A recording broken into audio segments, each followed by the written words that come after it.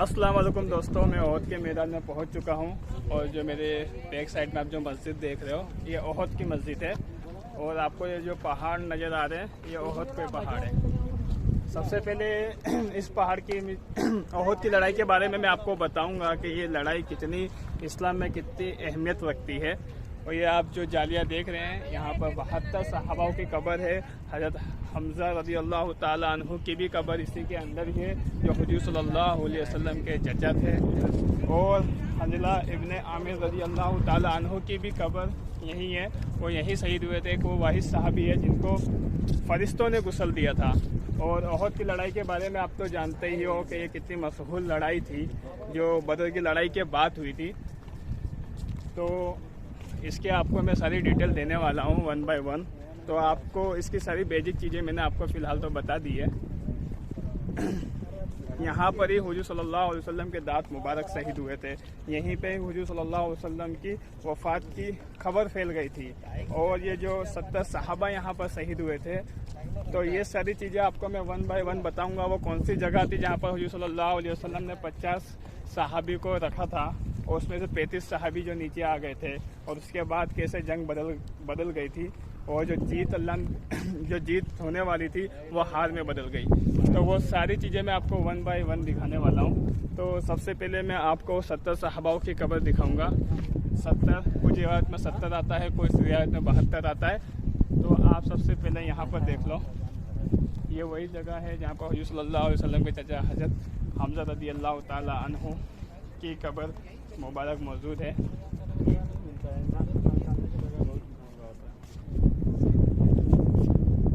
यहाँ पे आपको कब्र नज़र नहीं आएंगी, बस छोटा सा एक निशानी है, ज़मीन बिल्कुल बराबर कर दी गई है। ये आप देख लो।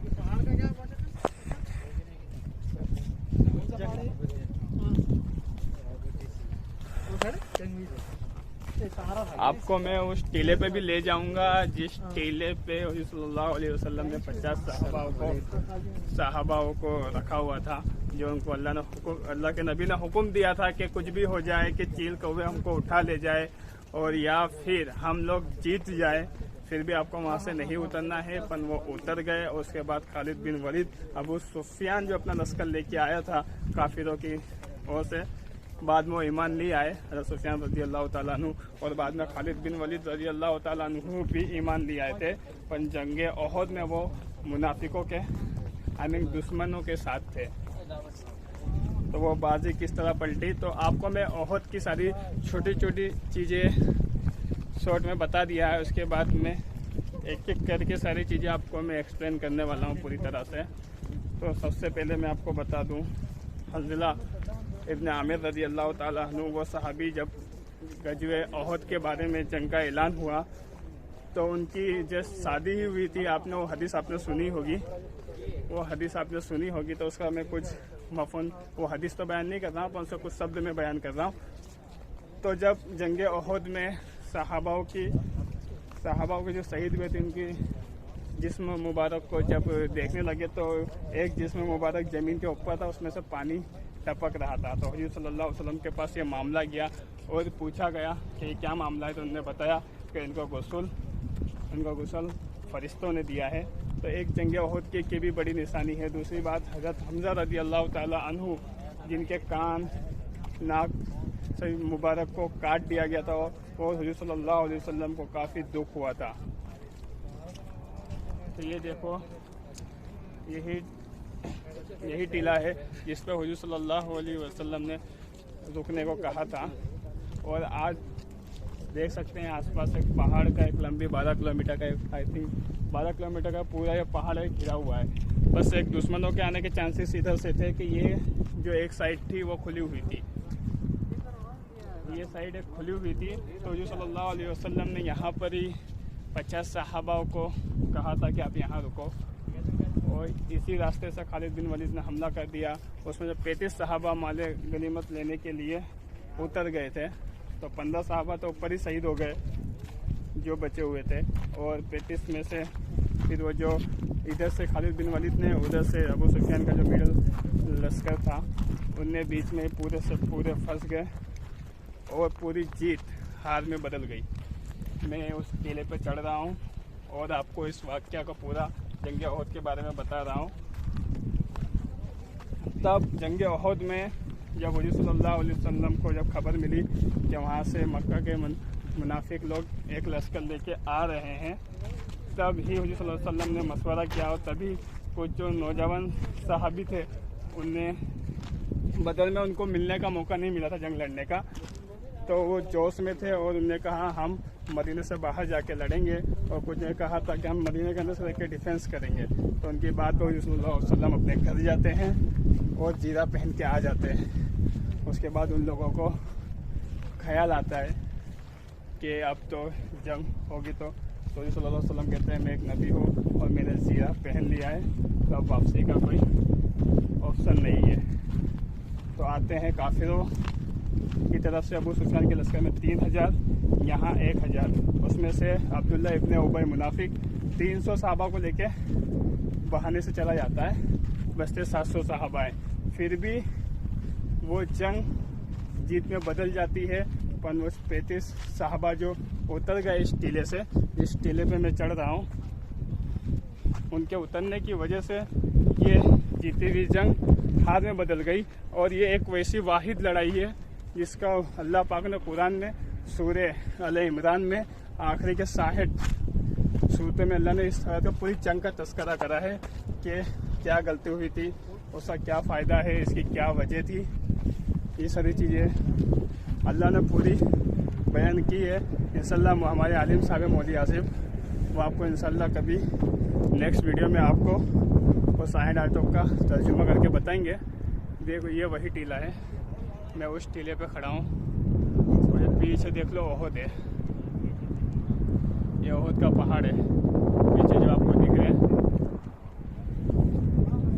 तो यहाँ पर हुजूर सल्लल्लाहु अलैहि वसल्लम के दांत मुबारक भी शहीद हो गए थे, और उनकी जब इंतकाल की अफवाह उड़ी तो उसमें 12 सहाबा जो मेन थे, हज़रत अबू बकर सिद्दीक, हज़रत उस्मान गनी, हज़रत उमर, हज़रत अली, हज़रत तलहा, इनके आसपास थे, और उन्होंने हुजूर सल्लल्लाहु अलैहि वसल्लम की हिफाजत की।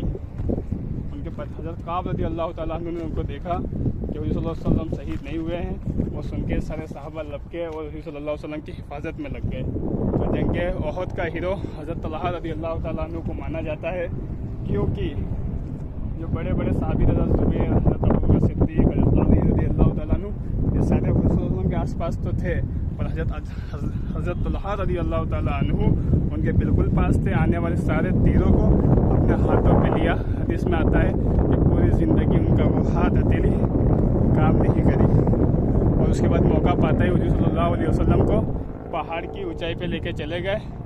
उसके बाद मुनाफिकीन पीछे हट गए, क्योंकि वो अब हमला नहीं कर सकते थे। वो सोच में आए कि जब इन लोग ऊपर चढ़ गए हैं तो जब हमला होगा तो इन लोग पत्थर भी धकेल देंगे तो हम तो मारे जाएंगे। तो इस तरह से फिर उन लोग पीछे गए और सहाबा किसी तरह ऊपर चढ़ गए। तो ये एक था पॉइंट कि जंग ओहद में सिद्ध सहाबा शहीद होने के बाद भी ये बाकी सहाबा कैसे बचे। उसके बाद अबू सुफियान वहाँ से लौट जाता है, और उसके बाद का हदीस में आप पूरा सूरह इमरान में इसको पूरा खुलासा आपको मिलेगा। मेरा मकसद आपको ये सारी जगह दिखाना था, तो आप ये देख लो। देखो एक यही व्यू खुला है, अब देख लो एक पीछे कुछ नहीं है, एक यही रास्ता है आने का, बाकी आप सारे ब्लॉक देख लो। पीछे मेरे पूरे पहाड़ है, 12 किलोमीटर से ज़्यादा पूरा घिरा हुआ है ये पूरा एरिया, तो और कहीं से आने का अंदेशा नहीं था।